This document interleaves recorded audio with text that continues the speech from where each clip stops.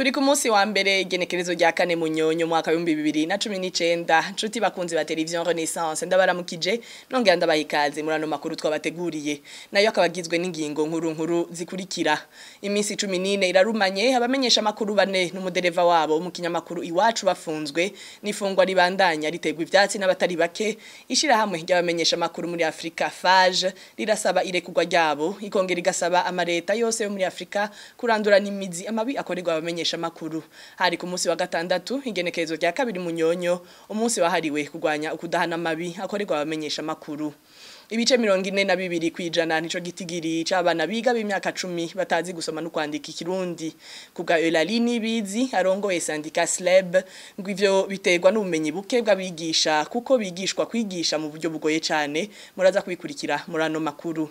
abantu batandatu nibo bishwe abandi 13 barahagarikwa bidakurikije amategeko muri abo bishwe hakaba harimo abantu batatu barasiwe mu bunywero buri mu gisagara ca Bujumbura ku munsi wa gatanu heze mu gitero cakozwe n'abitwaje ibigwanisho hamwe n'umupfasoni yiciwe ku muhaniwe muri quartier Kanyosha biri mu cegeranyo cishiramwe SOS Torture co mu ndwi heze idonido yano makuru ni mukanya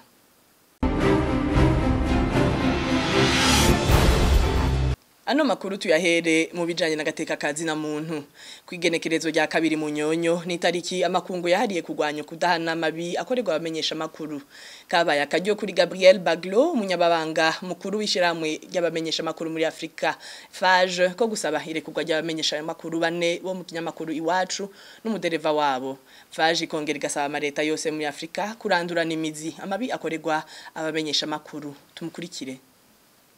à l'endroit du gouvernement de Burundi, ce que nous demandons. Leta y'u Burundi tuyisaba kurekura abamenyesha makuru bose bafunzwe n'ababuzwe irengero. Hari bane bo mu kimenyesha makuru iwacu bafashwe itariki 22 gitugutu. Dusaba ko borekugwa hamwe n'umushoferi wabo. Dusaba kandi ko hokogwa ibishoboka kugira umumenyesha makuru amaze imyaka 3 abuzwe irengero aboneka amareta yose tuyahamagarira kwamirira kure kudahana amabi akorerwa abamenyesha makuru tous les crimes commis contre les journalistes ne sont pas restés impunis. Muri politike naho mukuru w'igihugu c'u Burundi Pierre Nkurunziza yoba ari mu ngorane zikomeye zijanye no gutora uzomusubirira kugutinya kwa matungo yiwe atosubira kuyacungera neza haba mu mashirahamwe akomakomeye canka amatongo yagiye arihagira ico coba ari naco gituma hariko haraba ihindagurika ry'ibibanza mu nzego z'umutekano uyu kaba ari umwihwezo umenyesha makuru Innocent Muhozi abona ko uyu munsi nguvu za Petero Nkurunziza zisigaye mu migwi y'interamwe n'imbonera kure basanzwe ari mu minwe ya General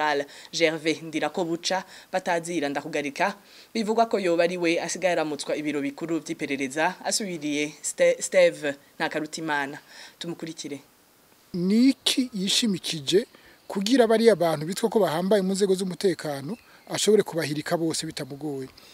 ntitwibagire ko imbonera kure ico zakorewe n'imyaka zimaze zihabwa inyigisho y'igisirikare byari bifatiye ku kintu kimwe cyane gitomoye kubona ko igisirikare igipolisi inzego z'umutekano muri rusangi zidashobora kuyoboka ivyo ari byo byose bikozwe n'umukuru w'igihugu cyane cyane biteye kubiri n'amabwirizwa y'igihugu yumvikana niko kugira imbonera kure kuziha inyigisho za gisirikare kuziha ubushobozi mu gihugu burenze urugero kurya bahagarika abasoda bahagarika abapolisi bice uyu cyangwa uriya ugasanga basigaye baruta abapolisi n'abasirikare imbonera kure rero ubu naho ziriko ziraja hamwe zashirwa hamwe na n'intera hamwe FDLR kuko ugiye kuraba abayobozi bamwe bariko barashirwaho nabantu bamaze imyaka bakorana na FDLR abaza mu Burundi kubakira kwivuza kubaha ibirwanisho kubaha amafaranga n'uburyo aheruka gushirwa mu biro ajejwe iperereza mu biro bikuru bya gisirikare n'uyu mufasoni General Generose umugabo wiwe yahora mu ofisiye yo mu gisirikare ca Havyarimana n'uriye yashizwe mu biro vya yarashizwe muri yashizwe kuba chef de cabinet wo muri SNR ari umuntu wa nkuru nziza cyane ugasubira ugashiraho ntimwibagire umuyobozi mukuru wa Radio Television Nationale imbonera kure conseil d'administration irimwo umuntu ari hejuru cyane muri SNR biraboneka ko ariko arapanga abantu biwe mugabo abantu biwe ugiye kuraba baribo ugasanga ni cyane abakoranye na FDLR muri iyo myaka yose iheze gushika no munsi uyu yitwa ko asubiriye uyoboye SNL naho bitarasohoka nawe nyene amaze imyaka ariwe ajejwe kwinjiza SNL uyu batazi kugarika niwe abinjiza niwe abereka inzira niwe abereka aho batura niwe urwo rusange izo nguvu zibiri rero zimbonera kure na FDLR zisa naho arizo president Nkurunziza yishimikiza ko nizo zonyene zimuyoboka zidakebaguzwa ibyo bintu rero gushaka kumva iriko biraba mu Burundi no munsi insiguro zabyo naho zihagaze amatora yo mu 2022 atabona neza 2020 murantunga ayo matora atabona neza ingena zogenda mu gihe yitwa ko adashobora gusubira kwitoza ibwirizwa shingiro rero muri kurira ni jambo yavuze iri basubiyemo muri kurira ashatse yo kwitoza mu mategeko nta kibibuze no munsi umugabo yavuze ko atazokwitoza aramutse atitoje ni ngombwa bo mutambukanyi wiwe ivyo navyo ntibikunda muri bari bari basangiye urugamba bari kumwe nawe nico gituma ubona ubu bariko barasubiranamwo batumvikana nawe agaca yishimikiza imbonera kure n'aba FDLR kugira habari bo bamurwanira atebe ashike kuco yifuza ivyo nivyo biriko mu Burundi no munsi tukivuga ibijanye na politike umukuru w'igihugu Petero Nkurunziza avuye ku butegetsi azohabwa uburusho burengeje gusumba ubusanzwe buhabwa abigeze gutwara igihugu c'u Burundi mu myaka iheze igituma Petero Nkurunziza ahabwa uburusho burengeje ngo nuko ari umukuru w'igihugu yatowe n'abanyagihugu atashitse ku butegetsi habanjwe gutembagazwa ubutegetsi ibi ni vyafunditswe mu nama y'abashikiranganje yabaye ku munsi wa gatatu w'indwi iheze kurikira Prosper naho gwamira n'umuvugizi wa leta. Le chef de l'État est une personnalité importante pour le pays. Durant l'exercice de ses fonctions, umukuru w'igihugu ni umuntu w'agaciro gakomeye ku gihugu. Mu vyajejwe gukora canke igihe ikiringo ciwe giheze ategezwa gufatwa nk'umuntu yubashwe. Kuri ivyo uwatwaye igihugu biciye mu nzira y'amategeko bivana n'ingene yashikiriye ubutegetsi umukuru w'igihugu yase ku butegetsi habanje kuba itembagazo ry'ubutegetsi canke yashizweho n'ubwumvikane bw'akagwi k'abanyepolitike ntashobora gufatwa cyo kimwe nk'umukuru w'igihugu yashizweho biciye mu matora. Itegeko ririho ubu kuvyereka itegeko ry'umukuru w'igihugu nihava ku butegetsi natandukanirizo rihari n'ingene abahoze ari abakuru b'ibihugu bazofatwa nabo. Uyu mugambi rero uje kwerekana itandukanirizo uje kandi gukurikiza ibiri mu ibwirizwa shingiro ritegurira uburusho buzosubirira uburusho bwahora butangwa bw'abakenguza amateka. Le privilège d'intégrer automatiquement le Sénat qui ne figure plus dans l'actuelle constitution. Mugisata c'indero naho bushikiranganje bw'indero bwerekana ikibazo c'abana biga bashikana imyaka 10 ariko ugasanga ntibazi gusoma no kwandika ikirundi icibagiwe co n'indi minyamahanga ibice 42 kwijana nico gitigiri gitangwa na Beatrice Samandari mu kinyamakuru iwacu akabajejwe umugambi wo guteza imbere ubumenyi mu bushikiranganje bw'indero ivyo rero ngo birafisa aho vyavuye Elali nibiza rongoye syndicat SLEB avuga ko ivyo biva ku bumenyi budakwiye bw'abigisha kuko bigishwa kwigisha mu buryo bugoye cane bagaca bashika bahabwa kwigisha abanyeshure benshi bigatuma badashobora gushikira umwana umwe kugira bamwigishe kwandika no gusoma ikindi kibituma ngo nuko ubu igisata c'indero ciziziwe na politike batagitanga akazi kubera ubushobozi ahubwo baraba ubwitange mu bikorwa vy'umugambwe tukurikire Elali nibizi umwigisha yo kwigisha gute akereka umwana akamwigisha kuvuga akamwigisha gusoma akamufata ukuboko akamwigisha kwandika yo kwigisha umwe wese yomufatira umwanya haheze ibihe bingana gute rero urutonde rw'ivyigwa dufise mu gihugu cacu ntiruhuye n'umwanya abigisha bafite baca bagenda bagakora bafite ngo gufunguruka we baraba iminota bamuhaye yo kwigisha akigisha muri iyo minota byabisigira by'abanyeshuri ntibabyibuze ariko hariho ubuhinga bariko barize no kwigisha imigwi minini igihe rero abigisha baba babize nabi kw'ishuri bagategurwa nabi kugira baje gushikira ibanda ryo kwigisha rero batigeze baronka umwanya wo kuja kwigisha ngo basuzumwe nabo bari kumwe akacishika muri ya shure agaca yigisha no kuba mu gitabo akaba afite ibitigiri byinshi uwo mwana inyigisho yo kumenya yotereza kumenya gusoma kwandika guharura no mu myifato ntaronka umwanya umwigisha n'umuronkera umwanya ishuri ashobora kubifisa abigisha badafite ubushobozi bukwiye kubera izo ngorane navuze ariko kare bakiri umuyobozi w'intabwenge yigisha neza amenyesha azi kuringaniza ishuri akaba ariwe bahereza amabanga yo kuyobora ishuri akaba ari umwigisha w'abandi bigisha ubu rero kino gihe byarahindutse iyo gifata umwigisha w'akarorero ngo bamuhe ishuri kugira ngo afashe abigisha kugira abigisha b'akarorero kugira n'abanyeshuri baba b'akarorero kugira ishuri y'akarorero kugira ngo uronke amabanga y'ukwigisha mwakurikira mu bimenyane mu migambwe no mu bitumi iyo hageze rero no kuronka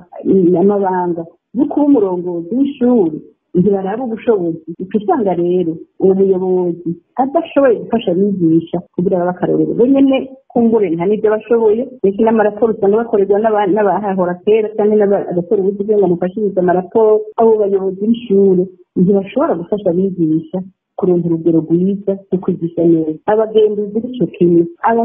abafasha abigisha kugira bige neza kugira babigishe neza nta bugenduzi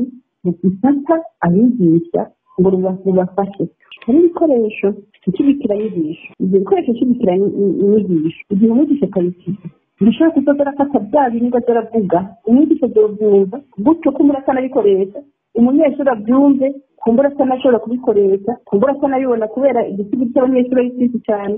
usanga umwana ni bato cyane bize ubwenge cyane bashobora gufata icyo cigwa umwigisha yateguye adafite ibikoresho adafite ubumenyi busanzwe arashobora no gusanga bigisha ahubwo baraje abanyeshuri iyo icyo cigwa bagize iryo sohoza bagize ahubwo ntibashire kubigisha bararonse umwanya wo kugendera abigisha barabonye ko bisika n'umwigisha wenyene ntashobore gusoma neza icyo kirundi ntashobore gusoma neza urwo rurimi ariko arigisha gusoma neza mu gifaransa bikarinda umunaniro wenyene kuvuga kubera iki yize muri iyo sisiteme yize muri icyo gihe muri ba banyeshuri benshi muri ba bigisha badafashwa muri wa muyobozi adafasha ugaca usanga rero rwaciye ricika uruzuguri umuzingi wuhese wugaye w'ingorane bihera ku kuntu bategura umwigisha kugahereza uburyo umwigisha yigisha n'ibihe yigishamo ibyo ni izo ngorane rero igikomeye rero ni uko bafasha abigisha mu kubigisha bakaraba ibikugira ibyo mu ishuri bikaba bikeya kugira umwigisha ashobore kwigishwa neza bakaragira ibikugira ibibazo kuba bikeya n'amashuri yo kuza kugeragezamo inyigisho zo kujya kumenyerezamo inyigisho bagashobora kugenda bagashika mu ishuri bagategura ikigo hama nabo bagafashwa n'inzira kugabanya ibikugira ni ukubaha ibikoresho kuko benshi barumvise ko hari n'igice kigira gihere hari amashuri atari make atagira ibikoresho batagira ibitabo ahantu bagakanya abo bakurikirana abigisha abagenduzi abahanuzi b'inyigisho bakaba ari abantu bafite ubushobozi. Amakuba akoregwa impunzi z'abarundi baba muri Tanzaniya aguma yiyongera inyuma yaho hugariwe amasoko yo mu nkambi zose barimwo kuri uyu wa gatandatu hasohotse ingingo yo kubabuza gukoresha amakinga bunguruza abantu nuko batosubira kugurura ubunywero n'amahoteli. Ido nido iyo nkuru tuyibaze Frank Kaze. Iyo ngingo yamenyeshejwe impunzi zo mu ikambi Nyarugusu ku munsi wa gatanu n'umukuru w'iyo kambi asohoye urwandiko rwayo. Abatwara amakinga bakaba babujijwe kuyakoresha ibindi atari ukuja gutora indya no gutwara canke kuvana abagwayi mu bitaro. Ububare n'uburaro bw'ingenzi nabwo bukugara burundu. Ivyo bikaba vyari mu mikoro make izo mpunzi zari zisigaranye. Nazo ziti iyo ngingo niyo kuzikandamiza nk'uko iyi mpunzi y'Inyarugusu ibivuga. Ibyaho byahuse hano mu ikambi y'Inyarugusu aho tuguye mu gahundwe hadasanzwe aho hasohotse itangazo rivuga ko amakinga yose yugawe n'ububare n'amazu y'ingenzi hano mu ikambi. Twari dusigaye dufashwa n'aya makinga bugaye kuko dusigaye dukoresha aya makinga mu kuja kurondera udukwi mu kuja kurondera ibyo dufasha bitandukanye n'izi mfunga turonka hano mu ikambi. Kubwizo mpunzi nyene ngo izo ngingo nta kindi zigamije atari ukuzirukana ku nguvu, ariko kuri zo ngo cyatumye zihunga kiracariho zigasaba ishiramwe mpuzamakungu ni kuzigarukira ngo kuko HCR yo isa niyarengewe n'ibibazo by'impunzi zo muri Tanzaniya. Iyi ni impunzi yo mu ikambi y'Induta. kwebwe insiguro tubiha ni rwa rukurikirane rwo kwama badukandamiza, rwo kwama dutegekegwa gutaha, guhunguka ku nguvu, gutegekegwa kwishora kuri songoye. Icatumye duhunga ntikiravaho. Twebwe rero nukuri turasabye icyo mu makungu oni dukore ibishoboka vyose vyanke bikunde impunzi z'abarundi turokoke hama dukugwe muri aka kaga. Turabona ko byamaze kumenyana yuko dushobora kubaho neza ngaha. Izo mpunzi zikaba zitarira busema. Ishirahamwe Human Rights Watch yamenyesheje mu ndwi iheze ko hari impunzi zirenga 200 zasubijwe mu Burundi ku nguvu bivuye ku bategetsi ba Tanzaniya, kandi ishirahamwe HCR isa n'ibizi. Iyo ngingo shasha ikabifashwe inyuma y'ingingo z'uko amasoko yo mu nkambi zose zanduta, Nyarugusu na Mtenderi zugagwa no kubuzwa kuja hanze y'inkambi. Arakoze Frank Kaze. Abantu 6 nibo bagandaguwe, abagera kuri 13 barahagarikwa bidakwirikije amategeko. Muri abo 11 bahagaritswe inyuma yaho hageragejwe kugandagura uburongoye zone ya Muyira. Ivyo bitigiri bikaba biri mu cegeranyo c'indwi heze ca SOS Torture Burundi, bikavugwa na Aime Kwizera ajejwe kumenyesha makuru muri iryo shirahamwe. Mu bagandaguwe hakaba harimo abantu 3 barasiwe mu bunywero buri mu gisagara ca Bujumbura mu gitero cakozwe n'abitwaje ibigwanisho, hamwe n'umufasoni yiciwe ku muhaniwe muri quartier Kanyosha. Kwirikira icegeranyo ca SOS Torture Burundi cyasohotse muri nondwi cerekana ingene agateka kazina muntu kari kifashe mu ndwi yo kuva itariki 26 z'ukwicumi gushika itariki 2 z'ukwicumi na rimwe. Muri ico cegeranyo haribonekeza ihungabana rikomeye ry'agateka kazina muntu, aho abantu 6 bagandaguwe, muri bo hakaba nk'umufasoni yitwa Evangeline Inamahoro yagandaguriwe mu rugo iwe igenekezo rya 30 gitugutu 2019, hamwe n'abagabo 3 bagandaguriwe hagati mu gisagara ca Bujumbura kwibarabara ryitiriwe Muyinga muri zone ya Rohero igenekezo rya mbere mu nyonyi 2019. SOS Torture Burundi isaba ko hoba amatohoza ataho yegamiye yimbitse ashobora kwerekana abakoze ivyo n'impamvu yabatumye babikora, mbere bakanashengeza imbere ubutungane. Iki cegeranyo kiragaruka kandi kwihagarikwa ridakurikije amategeko ryakorewe abantu 13, harimo abantu 11 bahagaritswe igenekezo rya 27 gitugutu 2019 bagirizwa kuba inyuma y'igitero cakorewe umukuru wa zone Muyira iminsi 2 imbere y'iryo hagarikwa ryabo. Dusaba ko hoba amatohoza adahengamiye ku myikeko ya politike, hakamenyekana abagombye kugandagura uwo mutware, hakirindwa gufatwa abantu mu kivunga hatubahirijwe amategeko ategekanya uko imanza zitohozwa ziburanishwa zikanacibwa, cyane cyane ingingo za 34 n'ingingo ya 90. SOS Torture Burundi iratera ivyatsi kandi ingingo ya sentare nkuru y'intara ya Bubanza yafashe yo kugumiza mu mvuto abanyamakuru b'ikinyamakuru Iwacu bafashwe bariko bakora umwuga wabo. Tumenyesha ko ingingo nk'izo ari uburyo bwo kunigira mu menshi burenganzira bwo kumenyesha amakuru hamwe n'ubwingenge bwo gushikiriza ivyumviro bitekanijwe n'ibwirizwa shingiro hamwe n'amasezerano mpuzamakungu Burundi bwateye kw'igikumu. Ngo abarundi dukwiye kuvuga ukuri kugira amatora twimirije agende neza. Umwe wese akwiye kuvuga ukuri mu vyakora kugira ibintu bigende neza. Ivyo nivyashikirijwe na Simoni Bizimungu, umunyamabanga mukuru wa CNL, aho yari mu nama yahuje imigambwe mu mpera z'inzu giheze. Tumukurikire. Birakenewe ko abarundi tuvuga ukuri kugira ngo amatora twimirije azagende neza. Ntubone naka yambaye ikoti ryirabura ngo uvuge ngo namonye yambaye ikoti ryera. Ico gihe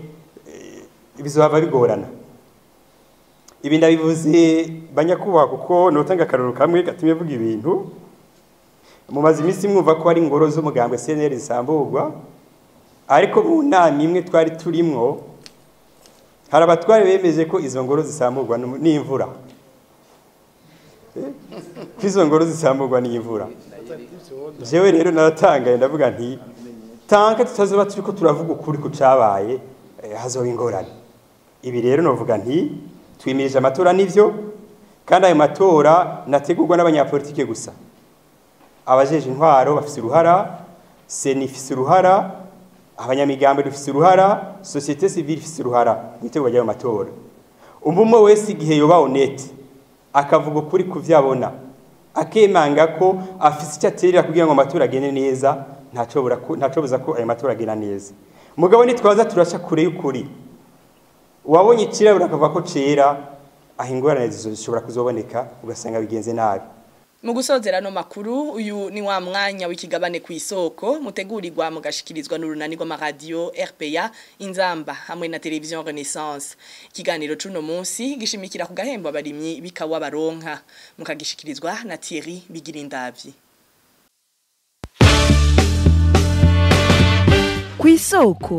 Kwisoko ni ikiganiro mushikirizwa ku minsi yose ya gatandatu mukagitegurirwa n'urunani rw'amaradio Radio Inzamba agateka kawe, Radio RPA ijwi ry'abanyagihugu na Radio Television Renaissance. Leta y'u Burundi itekanya kugaruka mu gisata c'ikawa. Twarabibabwiye mu kigabane giheruka. Umuhinga yaravuze ariko ko umunyagihugu azohatorera koyokwe hamwe leta itokwiziza ibikorwa byose byo muri ico gisata. Uno munsi dusimikira cyane kuvyerekeye agahembo gato umurinyi w'ikawa habwa gatuma bamwe badebukirwa. Ikigabane ku isoko cyo kuri uwa kabiri munyonyo mwaka wa 2019 mugishikizwa na Thierry Bigirindavyi. Ndabahaye ikaze.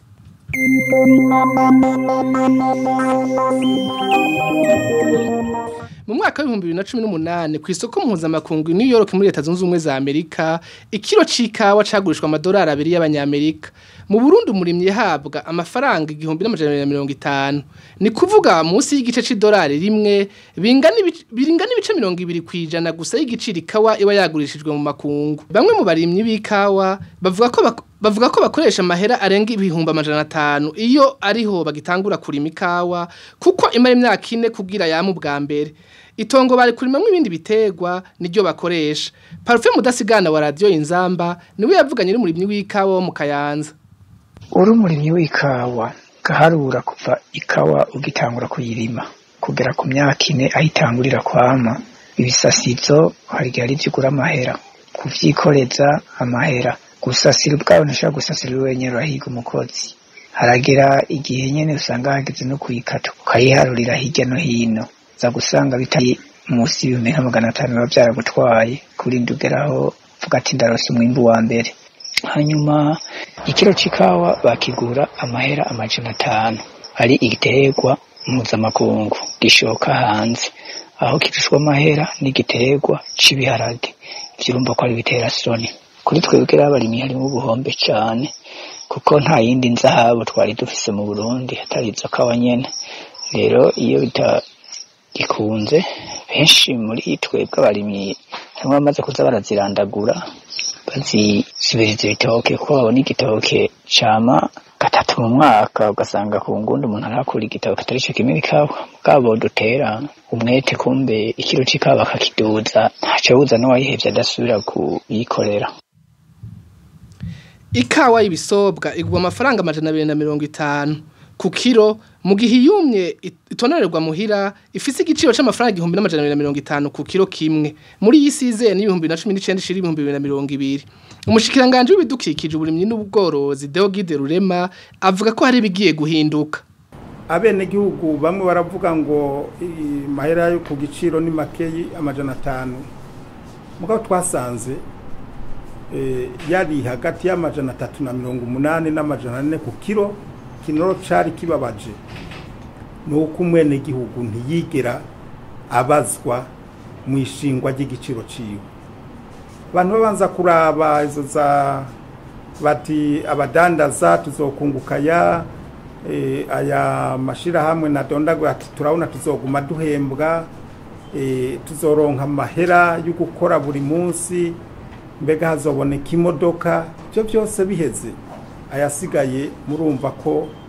Kirundi bavuga ati ni micaca niyo baca baterera abene gihugu. Kuva tubigize abene gihugu bo kumva yuko arakarusho kandi no ibi turiko turaraba neza dusesangura turaba ingene umwene gihugu yokoroherezwa. Ariko igihambaye nuko twifuza yuko muri iki gisata c'ikawa abantu boza kugikoreramwo baza bakorera mu muco bakamenya yuko bategerezwa kunguka muri uwo mwuga wabo hanyuma igihugu naco nyene kikunguka hamwe na cane cane abene gihugu nabo bakunguka. Muri iyi sizeni habonetse ibice 33 n'ibice 5% y'umwimbu w'ikawa wari witezwe. Ku matona arenga ibihumbi 5 amaze gukoborwa, ayarenga ibihumbi 2 ni yamaze kugurishwa mu mahanga. Umushikiranganje Dogide Rurema akavuga ko yagurishwa amafaranga yabaye miliyoni 6 n'igice z'amadolari y'abanyamerika. Kw'isoko abahinga bati Emmanuel Nkengurutse yararongo igisata c'ubutunzi mwishira hamwe ry'ikawa osiba umwaka wa 2000 gushika mwaka wa 2006 kuri mikro ya mugenzi wacu Emile Nibasumba wa radio RPA. Emmanuel Nkengurutse avuga ko kugira igisata c'ikawa gitera imbere umurimyi w'ikawa ategezwa guhabwa agahembo gakwiye.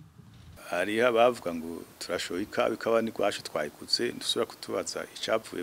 mu itegezwa ishoye ikintu mu mahanga ugomba kwinjiza amafaranga cagutswe ningo kwikuze mu mahanga ugomba kwishura amafaranga mu mahanga ayakaza iyaje rero ukaraba yuko umurimyi aronse agahembo gakwiriye ndiba munigire mu menshi niho azokwitwarika cyane ico giterwa kikawa kera leta kibifisemwo akarenge gakomeye ndavuga mu gihe cya usibu twari dufise ukuntu abarimye abakora ikawa muri Sogestar n'abatonora ikawa mazino de parchage soteko n'izindi n'amakomine n'abarya ba transporteur na usibu bagabanganye igiciro cikawa twayidandajeko ugasanga rero abarimyi ntibaronka munsi ya 72% y'igiciro ca twashoye kwikawa nuko vyagenda carazira kuja munsi kandi naho nyene barakigaye ko ari make mbere kera hoho twavuga ngo 70 n'imiburo 72% niyo tutayaronse mu gihe cishoka gikawa leta yarayarondera ahandi kazi ikayatanga umurimyi akamazi yuko aya mafaranga ayafise ubu rero sinzi uko bimeze ariko leta nayo nyene yitwa ko iraba vyose biba mu gihugu igomba kuraba ko harimo ubutungane muri ivyo bintu yuko umwe wese aronka ico akwiriye itarinze yo nyene kuvyikorera ariko ku bushobozi bwayo ko ari leta itunganiriza bose ikaraba yuko umwe wese cyane umurimyi yagize ariko none kuba kumwimbo wagabanutse hateza kuba ariho ikigoye nuko bateza kuba bataronka agahembo gakwiye sindabizi ubingana bimeze ariko uko niko kera twabikora kandi ntivyari bintu uko gusa hageze yuko politike zihinduka zimwe zikabisa izindi. Abanyagihugu bamwe bakaba barindiriye barabe bishasha bizozana n'umugambi wa leta y'u Burundi igihe izosubiza icesa akarenge mu gisata c'ikawa hakaba no ngaha tugarukije igabane ku isoko cishinze akamaro k'ikawa mu gihugu Thierry Biginda vyinje ko ndakibashikiriza nkaba ndabikebanuye naho ubutaha.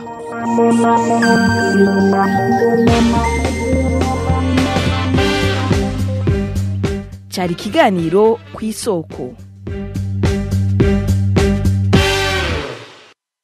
Arakoze Thierry Bigirinda aha ni naho makuru twabateguriye agarukiye twaba tubashimiye ko mwayakurikiye naho ubutaha.